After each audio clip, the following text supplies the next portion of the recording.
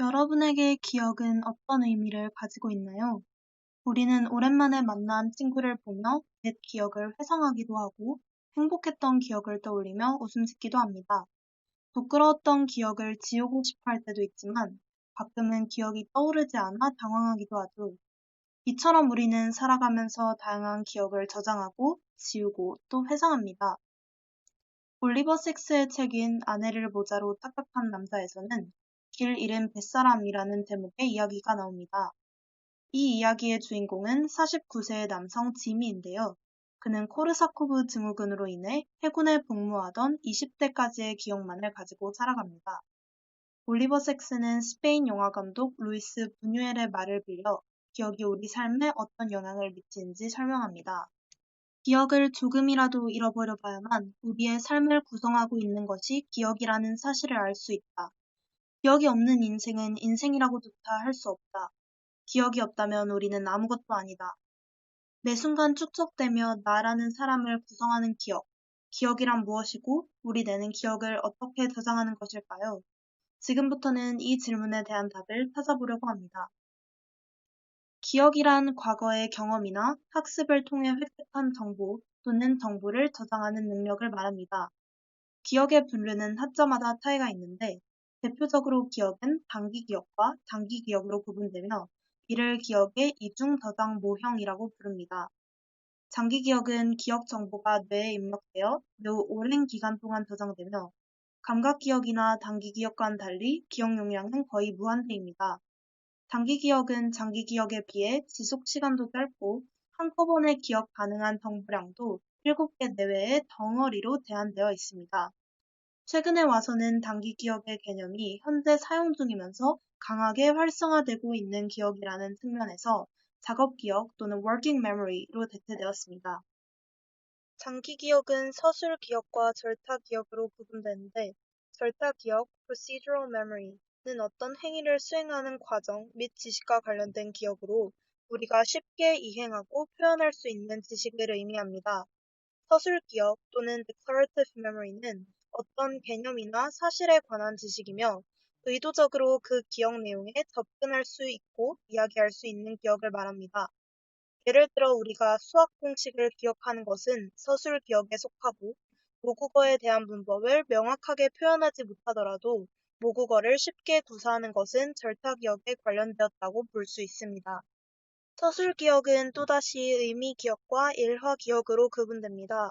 의미 기억 semantic memory는 대상 간의 관계 또는 단어 의미들 간의 관계에 관한 지식이며 일화 기억 또는 episodic memory는 개인의 경험에 관한 기억으로 사건이 일어났던 시간, 장소 및 상황 등의 맥락적 정보를 포함하여 우리에게 일어났던 사건에 초점을 맞추는 기억입니다. 예를 들어 세계에서 가장 높은 산은 무엇인가에 대한 질문에 대답하기 위해 우리는 의미 기억을 사용하겠지만 작년 에베레스트 산에 여행 갔던 기억은 일화 기억이라고 볼 수 있습니다. 기억의 또 다른 분류에는 외형 기억, explicit memory와 암묵 기억, implicit memory가 있는데요. 이는 기억에 의식이 관여하는지를 기준으로 분류한 것입니다. 이처럼 기억은 다양한 종류로 구분되는데 지금부터는 각 기억과 관련된 뇌 구조물에 대해 알아보도록 하겠습니다. 작업 기억에는 전전두엽의 기능이 중요하다고 알려져 있습니다.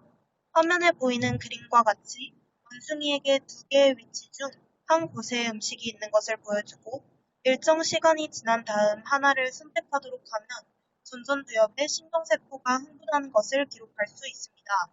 또한 전전두엽이 손상된 원숭이의 경우 지연 반응 과제를 제대로 수행할 수 없었습니다. 즉, 일시적으로 기억을 유지하는 단기 기억이 전전두엽과 관련이 있다는 것을 알 수 있습니다. 단기 기억 중 절차 기억은 운동학습이라고 하는데 기술을 정상적으로 습득, 수행하기 위해서는 운동 감각과 관련된 심피질의 신경망이 필요하지만 대부분의 경우 기저핵과 손의 기능에 의존합니다.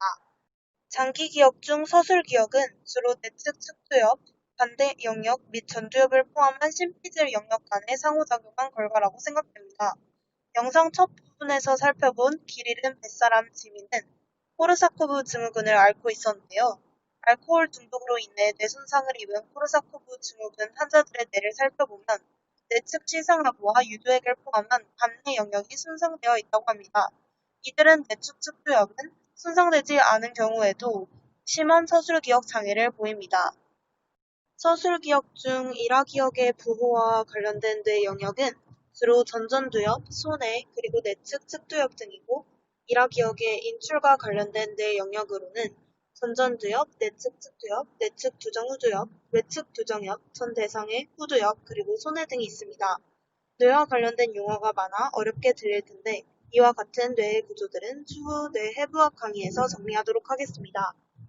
서술기억 중 의미기억은 단어에 대한 의미 및 세상에 대한 지식을 뜻하는데요. 이러한 의미기억의 인출과 관련된 뇌 영역에는 전전두엽, 측두엽, 그리고 전대상해와 손해 영역 등이 있습니다. 이 중에서도 자반구 전전두엽의 관여가 일관되게 관찰되는데 자극의 형태가 언어 자극이 아닌 비언어적 자극인 경우에서도 마찬가지라고 합니다.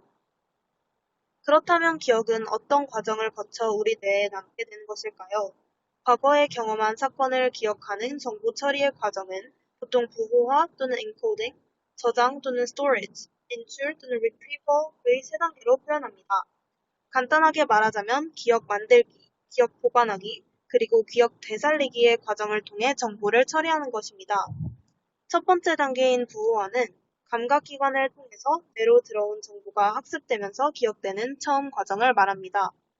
부호화를 통하여 정보가 일단 저장되지만 저장된 정보가 유지되고 더욱 확고한 기억으로 저장되기 위해서는 응고화 또는 consolidation의 과정을 밟아야 합니다.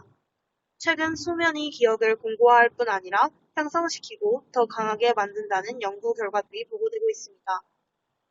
두 번째 단계인 저장은 시간에 걸쳐 기억을 파지하는 것입니다. 여기서 파지란 저장된 정보를 유지하고 보유하는 과정을 말합니다. 기억이 유지될 수 있는 시간에 따라 우리는 기억을 감각기억, 단기기억, 장기기억으로 구분합니다. 세 번째 단계인 인출은 장기기억으로 저장된 내용을 의식적으로 불러내는 과정입니다. 인출의 방법에는 회상 또는 recall과 chain 또는 recognition이 있는데 회상은 기억의 내용을 의식적으로 불러내는 것이고 chain은 힌트를 주면서 불러내는 것입니다. 예를 들어 회상은 철수의 전화번호가 뭐였더라를 떠올리는 것이고 chain은 전화번호부에 적혀있는 전화번호 중 철수의 전화번호가 뭐지를 떠올리는 것입니다. 기억의 단계 또한 학자들마다 다른 방식으로 정의하기 때문에 자료에 따라 이 설명과 차이가 있을 수 있다는 점 알아주시기 바랍니다. 이번 영상에서는 기억의 정의와 종류, 각 기억과 관련된 뇌 구조물, 그리고 기억의 저장 메커니즘까지, 즉 기억의 기본적인 개념과 생성 과정에 대해 알아보았습니다. 다음 영상에서는 이러한 기억들이 어떻게 지워지는지, 또 이와 관련된 질병에는 어떤 것들이 있는지에 대해 알아보도록 하겠습니다. 다음 시간에 만나요.